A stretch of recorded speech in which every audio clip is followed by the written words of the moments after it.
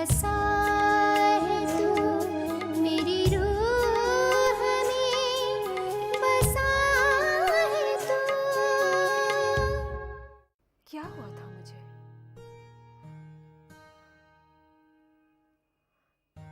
इतना तो मुझे याद है कि आप मुझे यहाँ ले आए, लेकिन फिर मुझे ऐसे लगा जैसे मैं कहीं और पहुंच गई हूँ। तुम्हारी चाची जी तो मुझे पसंद करती थी, मेरी दीवानी थी, लेकिन उन्होंने भी मेरे लिए कुछ न करा। आप ही असरार अहमद खान हैं?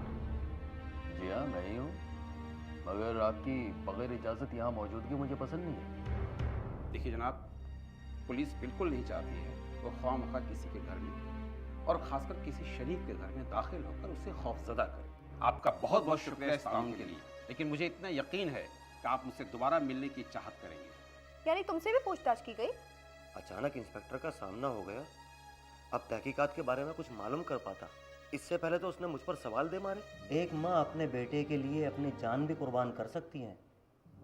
इज्जत बचाने के लिए बागैरत लोग अपनी जान की भी परवाह नहीं करते हैं। अगर आप मुझे सिर्फ वफा कहेंगे तो मुझे ज़्यादा अच्छा लगेगा।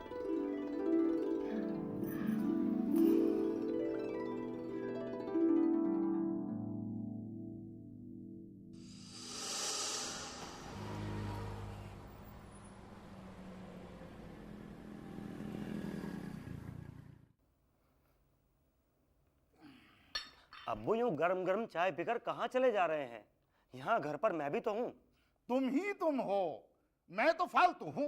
अब्बू मुझसे कोई गलती हो गई, अगर कोई गलती हो गई तो माफी चाहता हूँ। गलती? तुमने मेरी गैरत को ललकारा है। मैंने? हाँ, बेगम साहिबा बिल्कुल सही कहती हैं कि तुम उनके हम ख्याल हो। अब्बू आपकी नाराजगी बजा है, पर हम दोनों ही बेबस हैं। बेबस? इतने बेबस कि अपनी हक की बात भी नहीं कह सके।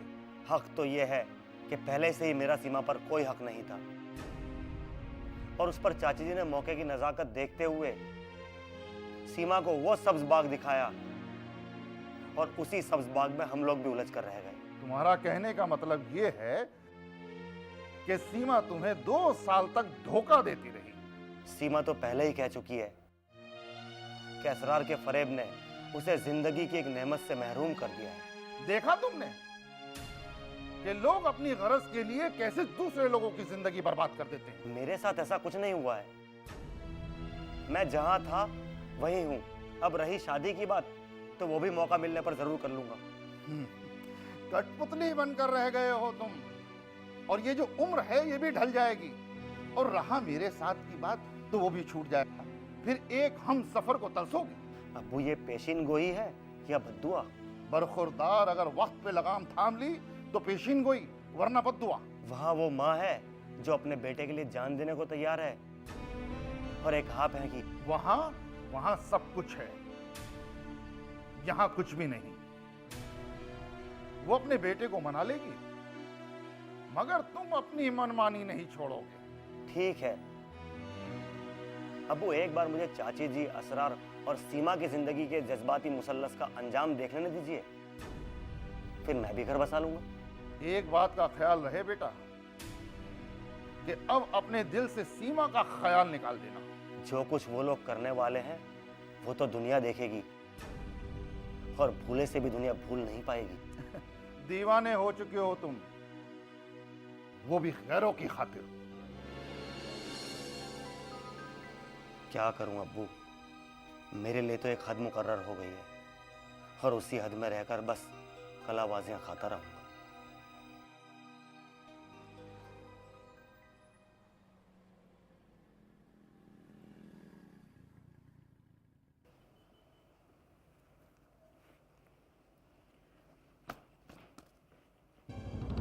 आप? और दूसरी बार? मेरा बेटा तो बयान दे चुका है ना, मेहरबानी करके। मोहतरमा, ये मामूल की कार्रवाई होती है, और कभी कभी तो महीनों लग जाते हैं, और आपको तो हर हालत में हमारी मदद करनी होगी, वरना तकलीफ में आप लोग होंगे। ठीक है, तशरीफ रखिए।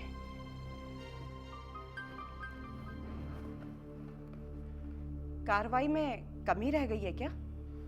जहाँ पे ये हादसा हुआ है वहाँ पे गाड़ी के ढांचे के सिवाय कुछ नहीं मिला है। अब देखना यह है कि आपकी बहू एक माहिर ड्राइवर थी या लापरवाही कर बैठी है। नहीं, वो एक तजुर्बेकार ड्राइवर थी और रोज गाड़ी का इस्तेमाल करती थी। उसे इतने लंबे सफर के लिए आपने उसे आमादा किया था या वो अपनी मर्जी से गई थी? हम क्यों उसे आमादा करने लगे? हालांकि उसके शौहर ने ट्रेन या बस से सफर करने की हिदायत दी थी, लेकिन वो औरत जरूर गाड़ी में लंबा सफर तय करती है, पर थका देने वाली सफर में खतरे की घंटी बजती है। हाँ, यही तो उसके साथ हुआ है। इतना लंबा सफर अपने साथ साथ बेटे की भी परवाह नहीं की। इस केस में कोई भी कड़ी एक दूसरे से जुड़ती नजर नहीं आती। एक हादसे को आप हादसा नहीं कहेंगे तो और क्या कहेंगे? ये आपकी राय है। पुलिस की राय हालात देखते हुए बदलती रहती है। आखिर आप इस हादसे को क्या नाम देना चाहते हैं? मैं नहीं, तहकीकात के बाद जो नतीजा सामने आएगा वही दूध का दूध और पानी का पानी कर देगा। देखिए इंस्पेक्टर साहब, आप तहकीकात जरूर करें, लेकिन एक ही बात को बार बार दोहराकर हमारी मुश्किलें बढ़ा रहे हैं। कुछ तो इत्मीनान की सांस लेने दे। गुस्ताखे माफ मोहतरमा, हमारा मकसद मामले को उलझाने का नहीं बल्कि सुलझाने का है, और जब जरूरत पड़ती है तो चले आते हैं। तो क्या फिर आने का इरादा है? अगर कोई नया इंकिशाफ सामने आया तो आना ही पड़ेगा। देखिए इंस्पेक्टर साहब, मेरा और मेरे बेटे का बयान हतमी है। आपको यहाँ दोबारा आने की जहमत नहीं उठानी पड़ेगी। जी हाँ, बस यही दुआ कीजिए मुझे दरवाजा एक बार और ना खटखटाना पड़े।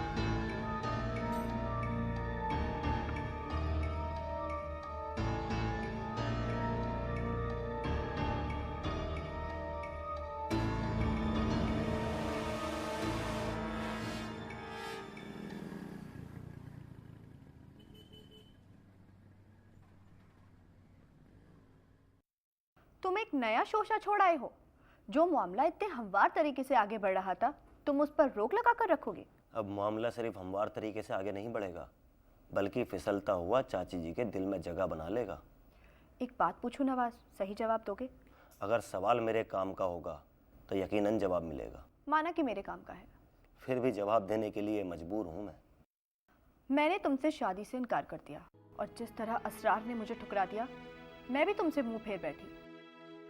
फिर तुम मुझसे इतनी हमदर्दी क्यों जता रहे हो? क्या तुम वाकई असरार से शादी करना चाहती हो, या फिर इसके पीछे बदले का जज्बा है? बदले की आग जो तुम शादी करके बुझाना चाहती हो। बगैर शादी के मुमकिन भी नहीं। यानी शादी भी और बदला भी, ये तो अजूबा है। तुमने कसाई को बकरा पालते देखा है? अब ना लेना ना देना, ये बकरे और कसाई की कहानी। कसाई बकरे को खूब खिला पिला के मोटा ताज़ा करता है, ताकि बाद में उसका फायदा उठा सके। हमें उस कसाई से क्या फायदा है? और फिर जब एक दिन बकरा सिर्फ खाने पीने के लिए जीने लगता है, तब यकायक कसाई उसकी गर्दन पर छुरा घुमाकर उसे हलाल कर देता है। हाँ, वो तो कसाई का मतलब तुम ये कहना चाहती हो तुम एक कसाई हो और असरार एक बकरा, और ऐन शादी के मौके पर हलाल। तो कैसा लगा मेरा मंसूबा? ये सिर्फ मंसूबा ही नहीं है, ये तो असरार के गुरूर को चकनाचूर कर देने की दवा है। गलत। मेरी इज्जत उछालने वाले को मैं कोई दवा नहीं दूंगी, बल्कि ऐसा जहर पिलाऊंगी जिसका इलाज ही ना हो। बदला लेने का बहुत अच्छा तरीका ढूंढ निकाला है तुमने। क्या मेरे इस मंसूबे से तुम्हें कोई फायदा होगा नवाज? अब जब सवाल मेरे काम का है तो जवाब भी जरूर दूंगा। चाची जी ने मेरे अब्बू की अना को जख्म पहुंचाया, मेरी गैरत की धज्जियां उड़ाकर रख दी, हाथ पैर मानो शल होकर रह गए। अब जब ये मामला मेरा और तुम्हारा है तो हम दोनों मिलकर इस कारनामे को अंजाम तक जरूर पहुंचाएंगे। तुम्हारा काम यहाँ पर खत्म होता है और मेरा शुरू। हाँ, एक बात अच्छी हुई, असरार के दिलो दिमाग में हलचल पैदा हो गई होगी। लेकिन ये तो तभी मुमकिन हो सका जब पुलिस की दखलंदाजी हुई। पुलिस की दखलंदाजी बेमानी नहीं होगी नवाज। फिलहाल तो मेरी बातों ने असरार के जहन में एक तूफान खड़ा कर दिया होगा। मुझे लगता है इस मामले में चाची जी मुझसे जरूर राब्ता कायम करेंगी। एक बात का ख्याल रखना, मुझे हर बात की इत्तला देते रहना और किसी को कानो कान खबर तक ना लगे। क्या किसी को ये पता चला है कि तुम और मैं मिलकर मंसूबा बना रहे हैं? उसी तरह कभी असरार को ये पता नहीं चलेगा कि हमने चाची जी को शीशे में उतार लिया है, और ना चाची जी को ये पता चलेगा कि असरार ने शादी के लिए कब हामी भर दी। तुम तो मुझसे भी 2 कदम आगे हो नवाज। अब ये मौका तुम्हारे सामने भी है, इसलिए अब तुम्हें वो कर दिखाना है कि उन लोगों को सोचने समझने का मौका भी ना मिले।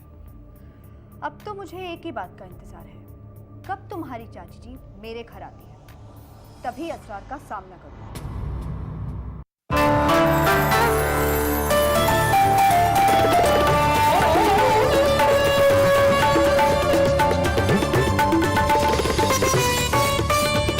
आप मुलाहिजा कर रहे हैं दूरदर्शन की उर्दू खिदमत। मेरी रूह में बसा है तू।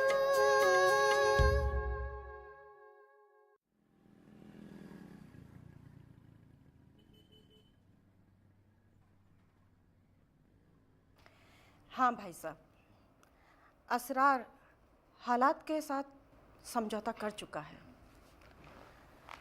दफ्तर भी जाता है, इसलिए उसको उसके हाल पे छोड़ दें और हम अपने अपने काम में मसरूफ़ हो जाएं। बड़े दिनों के बाद इत्मीनान की सांस लेने का मौका मिला है। असरार इस वक्त अल्लाह का शुक्र है, वरना ये मुसीबत असरार के अलावा किसी और पर आई होती तो वो तो चारों खाने चित हो जाता। भाई साहब, असरार इतना भी कमज़ोर नहीं कि हौसला हार कर बैठ जाता। अपनी कंपनी में काबिलियत और मेहनत की बदौलत ही उसे इतना ऊंचा ओहदा हासिल हुआ है। जाहिर है, वरना मेरा बेटा भी तालीम हासिल कर चुका था। मगर एक बात है कि मेरा बेटा कभी महरूमियत का शिकार नहीं हुआ। भाई साहब, वक्त अच्छे अच्छों के होश उड़ा देता है। उसमें मेरा बेटा और आपका बेटा क्या मायने रखता है? बेशक असरार को दाद देनी चाहिए कि उसने किस बेखौफी के साथ पुलिस को बयान दिया। पुलिस का क्या है, उनके लिए तो मुजरिम और मासूम में कोई फर्क ही नहीं है। जब तक मासूमियत साबित ना हो जाए, खाम लोग असरार की जिंदगी के अंदर दखलंदाजी दे रहे हैं। कोई भी शरीफ आदमी इस तरह की दखलंदाजी बर्दाश्त नहीं करेगा। और मैं तो कह रहा हूं कि असरार को हतक इज्जत का दावा पेश कर देना चाहिए। आपका यही ख्याल है? साफ जाहिर होता है कि आप असरार की जिंदगी में अफरा तफरी फैलाना चाहते हैं, जबकि वो एक नई जिंदगी का आगाज करना चाहता है। अल्लाह करे कि ऐसा ही हो, लेकिन बेगम साहिबा, पहले असरार को पुलिस की पेचीदगी से तो आजादी दिलवाइए। आपसे कहा ना, पुलिस आई और चली गई, बस। और भी आ सकती है भाई, हादसे की नोयत कुछ भी हो, पुलिस तो बाल की खाल निकालेगी। फिलहाल तो आप खाल खींच रहे हैं। आप तो मेरी बातों का बुरा मानते हैं। मैं तो कह रहा था कि जब तक पुलिस का मामला तय नहीं हो जाता, असरार की दूसरी शादी कैसे मुमकिन है? आपको असरार की शादी की फिक्र है? भाई साहब, आप फिक्र ना करें। नवाज आपकी जगह ले चुका है और हाँ भी कह चुका है, असरार भी हाँ कह देगा। और रही बात सीमा की, तो उसे तो कई सालों से आज के दिन का इंतजार है। देखिए भाई साहब, जो अल्लाह जानता है वो हम और आप नहीं जानते।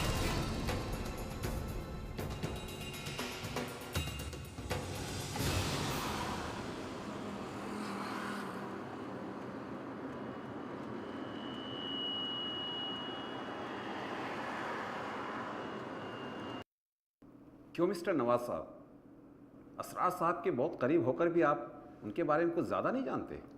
भाई से बढ़कर है मेरे लिए असरार, पर उनकी ज़ाती ज़िंदगी के बारे में कुछ ज़्यादा नहीं जानता। बस इतना कि उनकी शादीशुदा ज़िंदगी पुरसुकून बसर हो रही थी। पुरसुकून ज़िंदगी और इतना बड़ा हादसा? बात कुछ बनती नज़र नहीं आ रही जनाब। ये तो साबित हो ही चुका है कि वो एक हादसा था जिसने अदनान और वफा की जान ले ली, पर अब शक की वजह। हम किसी पे बेवजह शक नहीं करते, और अगर कोई इशारा मिल जाए तो हमारे कान खड़े हो जाते हैं। अब पुलिस की इस तरह की बातें एक आम आदमी की समझ से तो बाहर है। ये क्या है? थोड़ी देर पहले मुझे ये तहरीर मिली है।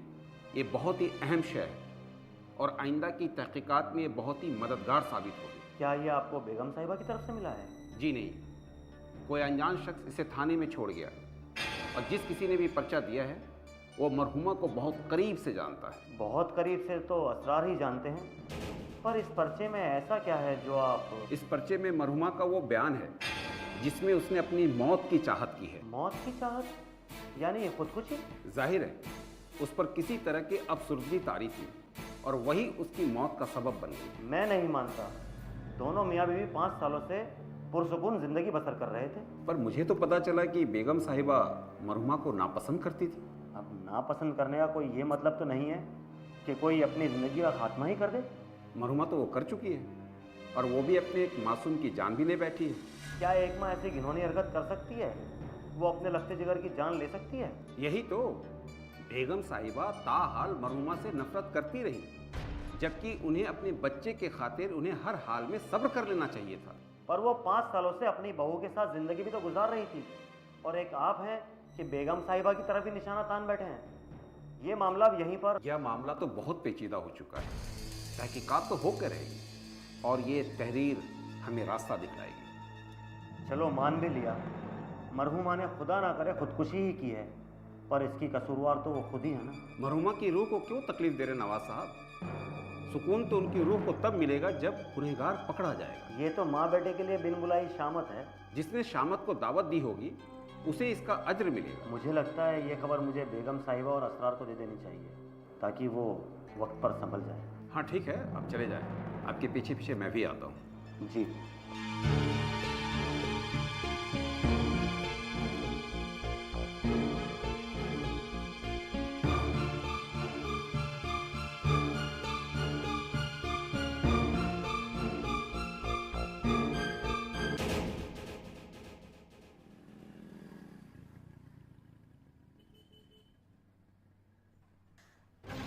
बकवास है ये सब।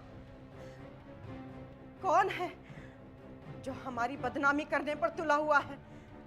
आने दो इंस्पेक्टर साहब को। खुदकुशी? किसने ये बात फैलाई है? या अल्लाह, बुरी खबर बुरी दिनों से हमें बचा ले, नहीं तो हम कहीं के नहीं रहेंगे। बेगम साहिबा, आपकी इजाजत हो तो। पुलिस वाले सिर्फ शरीफ लोगों की पगड़ी उछालना जानते हैं। हमदर्दी नाम की कोई चीज नहीं है उनके पास। देखिए, अगर वो आपको खबर बुरी मिली है तो आपकी तकलीफ वजह है। आपे से बाहर होना आपका हक है। या अल्लाह, ऐसी खबर से खुदकुशी करने को दिल चाहता है इंस्पेक्टर साहब। लीजिए, हालात मुख्तलिफ देखकर आप भी बेकाबू हो गई ना। बस यही कुछ मरहुमा के साथ हुआ है। आप तो बस अंदाजों के बिना पर किसी भी बेकसूर को फांसी के तख्ते पर चढ़ाने के लिए तैयार रहते हैं। जी नहीं, बिना सबूत के हम किसी भी शक को पुख्ता नहीं कह सकते, और शक को पुख्ता बनाने के लिए हम सबूत की तलाश करते हैं। जहां पर यह हादसा हुआ वहां यह साबित हुआ था कि हादसा कुदरती था। हमें कोई शौक नहीं है कि हम आपका वक्त बर्बाद करें, लेकिन वहां की पुलिस जाए वारदात की कार्रवाई से मुतमईन नहीं है, इसलिए ये जिम्मेदारी हमें दी गई है और आपको हमारी मदद करनी है। इसे आप मदद कहते हैं? मैं इसे बिन बुलाई आफत कहती हूँ। मेरा बेटा जब खुदकुशी की खबर सुनेगा वो तो पागल ही हो जाएगा। कोई जरूरत नहीं पागल होने की, बल्कि सफाई हो जाने पर वो अमन और सुकून की सांस लेगा। पुलिस के साए तले अमन और सुकून? इंस्पेक्टर साहब, आप आराम की सांस लेने का मौका दे तब ना। मोहतरमा, असरार साहब को थोड़ी सी जहमत देना चाहता हूँ। इस वक्त वो घर में नहीं है। कोई बात नहीं, दफ्तर फोन कर लेते हैं। कीजिए, वहां से कोई जवाब नहीं मिलेगा। ऐसा क्यों? इस हादसे के बाद वो अपना फोन बंद रखता है। ये सब कुछ जहनी तनाव के सबब है, लेकिन इसके लिए बेहतर है कि वो लोगों से राब्ता बनाए रखे, खासकर पुलिस से। हाँ, बजाय उसका पीछा करने के। अगर वो खुद ही हमारी तरफ हाथ बढ़ाएगा तो उसकी परेशानी कम होगी। आप ये ना समझे कि पुलिस से बचने के लिए वो फोन बंद रखता है। हर बार हर कोई यही कहता है कि मरहुमा बेवक्त मुर गई, हिम्मत से काम लो। वक्त सबसे बड़ा मरहम है, मगर उसके दिल की हालत कोई नहीं समझता। बेगम साहिबा, दुनिया का तो यही दस्तूर है, एक दूसरे को तसल्ली इसी तरह दी जाती है, वरना आदमी गुंगा होकर रह जाएगा, दिल का वजन बढ़ता जाएगा। आप एक बात बताइए, असरार ने आपको एक बार बयान देकर किसी बात की कमी रखी? उसने वाज़े लफ्जों में सफाई पेश की। फिर तो आप उसके दिल के हाल से वाकिफ हो चुके हैं। देखिए, खुदकुशी की जो बात सामने आई है वो जरा तकलीफ दे है। मैं चाहता हूं कि असरार साहब इससे साफ बच निकल जाएं। आपके इख्तियार में है उसे रिहाई दिलाना। कार्रवाई मुकम्मल हो जाएगी। जाहिर है असरार साहब बेकसूर हैं, रिहाई भी मिलेगी। जिस कार्रवाई को मुख्तसर होना था वो तूल पकड़ चुकी है। बेहतर यही होगा इंस्पेक्टर साहब कि आप इस कार्रवाई को यहीं रोक दें। आपका भी सरदर्द कम हो जाएगा। फर्ज सिर्फ फर्ज होता है मोहतरमा, सरदर्द का नाम देके फर्ज की अहमियत को कम नहीं किया जा सकता। एक इंसान होने के नाते आप असरार को हर जहमत से बरी कर सकते हैं। असरार साहब बेकसूर हैं, तो बिना किसी उलझाव के एक इंसान होने के नाते हम उन्हें आज़ाद कर देंगे। आप मेरी बात को समझने की कोशिश नहीं कर रहे हैं। आप चाहें तो इस मामले को यही दबा सकते हैं। या तो आप मुझे बेअतबार समझ रही हैं या अपने बेटे को बेहौसला। उसका हौसला टूट चुका है, वो उभर सकता है। अगर आप इस कार्रवाई को रोक दें तो यह कार्रवाई आखिरी मरहले में दाखिल हो चुकी है और असरार साहब को अपनी बेगुनाही साबित करने के लिए एक और बयान देना होगा। और हाँ मोहतरमा, बेहतर यही है कि मुझे मनाने के बजाय अपने बेटे को समझाइए और एक अच्छे शहरी होने का हक अदा करें।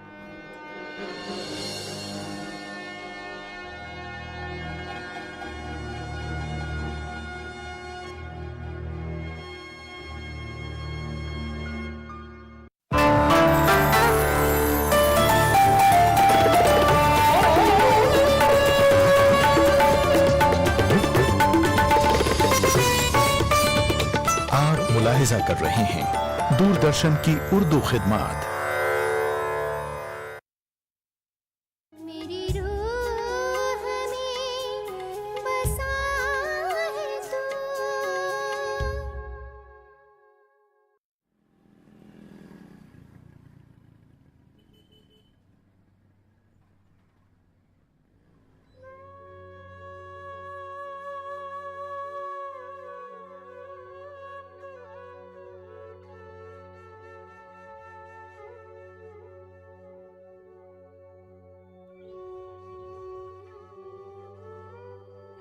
देखिए वफा, बस भी कीजिए। मालिक तो मैं भी बनना चाहता हूँ, मगर अपने भी कुछ उसूल हैं। चलिए मिलते हैं। ओके जनाब, अपने उसूलों को काट में बांध के रखिए। हाँ ठीक है। और जाने से पहले जी अम्मी से भी इजाजत ले लीजिए, उनका हक पहले बनता है। जी हाँ, याद है मुझे। वैसे याद दिलाने के लिए शुक्रिया। आपके बॉस के पास आपके सिवा कोई दूसरा नहीं है जो आपके बदले ये काम कर सके? दरअसल हमारी और छोटी सी ब्रांच है ना, उसमें क्राइसिस उठ खड़ा हुआ है और आपके सिवा उसे कोई हल ही नहीं कर सकता, है ना? अगर मैं नहीं जाऊंगा तो कंपनी को करोड़ों का नुकसान हो जाएगा। ख्याल रहे वहाँ जाके कहीं लेने के देने ना पड़ जाए। अरे नहीं, मैं कंपनी को पहले भी इस तरह का फायदा पहुंचा चुका हूँ। बॉस का हुक्म है तो मेरी क्या बिसात कि मैं आपको रोक सकूं। इस तरह से कोई आपका इंतजार और करता है? मेरी तरह दीवानगी की हद तक करता है ना? कौन? बता दूं? अब एक बार हाँ कहने के बाद ना कहना आपके लिए मुमकिन नहीं होगा। तो फिर दिल थाम के बैठिए। वो आप ही हैं। अच्छा चलो एक बात बताओ, आज अपने पसंदीदा रेस्टोरेंट में हम लोग क्या लेने वाले हैं?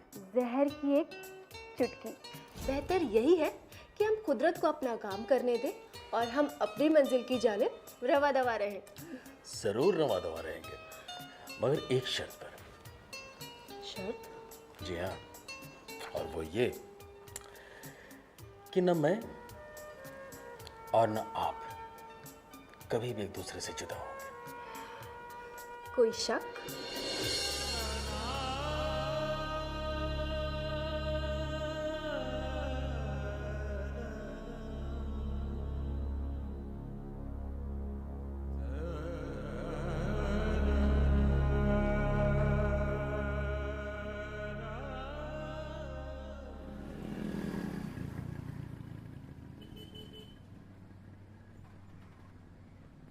खुदकुशी और वफा ने?